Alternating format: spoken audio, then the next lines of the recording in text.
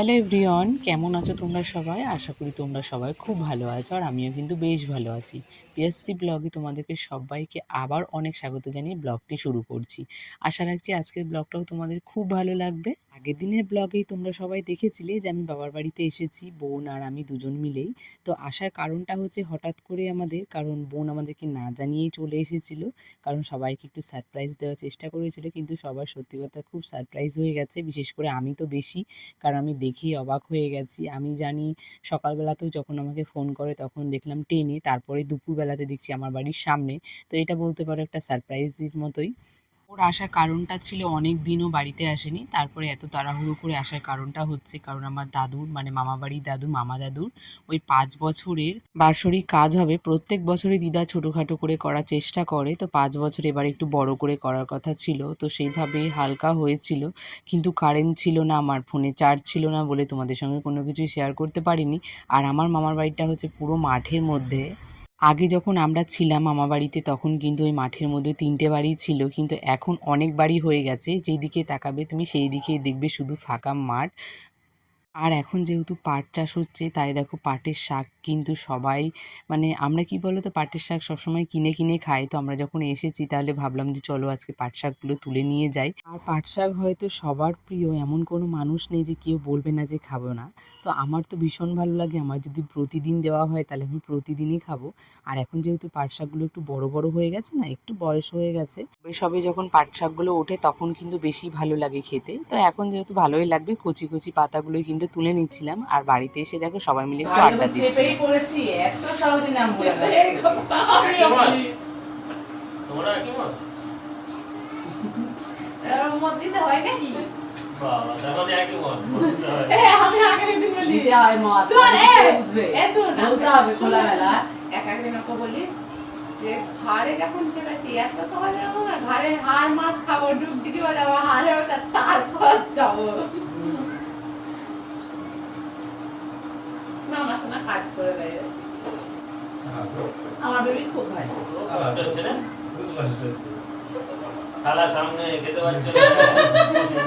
না তুমি বলো না, তারপর তুমি আরেকটা কি ডায়লগ বলো, এই যে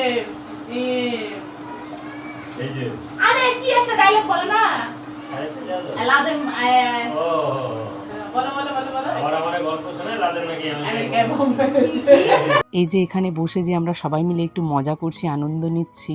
তো এটা আমাদের প্রায় বলতে পারো 9 মাস পরে হয়েছে, যেহেতু বোন থাকে না, বোন অনেক দূরে থাকে। তো আমরা যাই মাঝে মধ্যে।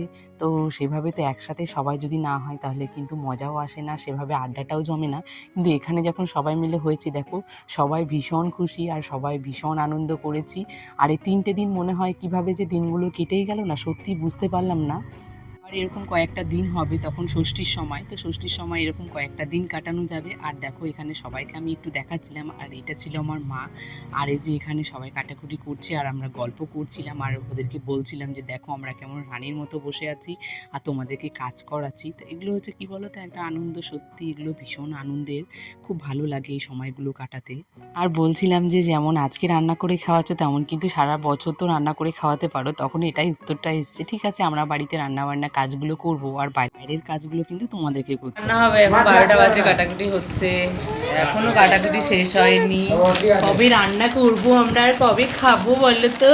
বল আমি লিচু খাচ্ছি। ঠিক আছে, আর একজন চুপ করে লেবু খাচ্ছে না লিচু খাচ্ছে।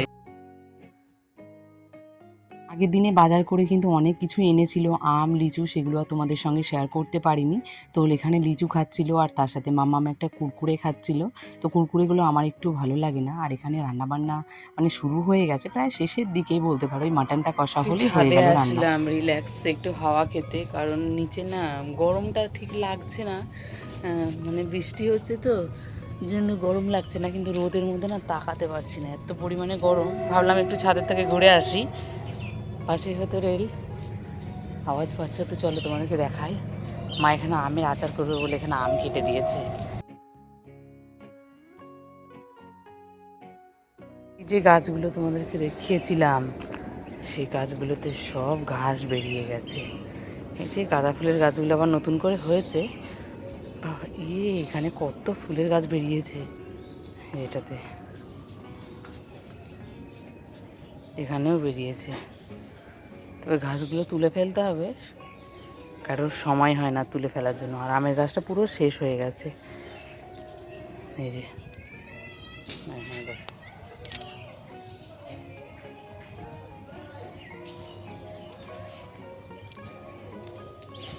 চলো আজকের মতো ভিডিওটা আমি এখানেই শেষ করছি। ভিডিওটি কেমন লেগেছে তোমরা কিন্তু অবশ্যই সবাই কমেন্টে জানাবে। তো চলো দেখা হবে নেক্সট ব্লগের সঙ্গে, ততক্ষণের জন্য টাটা।